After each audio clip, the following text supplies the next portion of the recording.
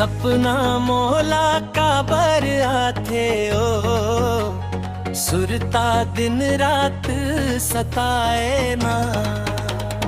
तोर हंसी के जादू ए सजनी, मोर दिले अब जाथे ना। ओ मोर रानी ते मोर कहानी, तोर माया मन जिंदगी सजाए ना। आजा रे सजना झनकर बहाना, तोर बिना मन मुस्काए आना।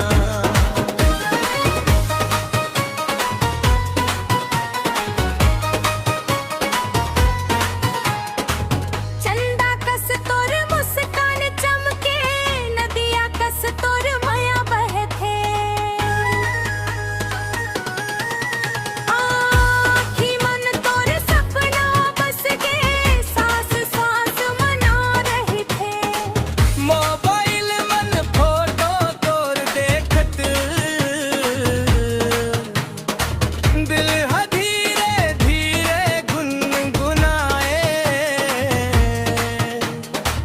रात भर जागो तोर बर सजनी, नींद घलो मोला नहीं आए। सपना मोला का बर आथे ओ, सुरता दिन रात सताए ना। तोर संग चलहूं जिंदगी भर, अब तोर बिना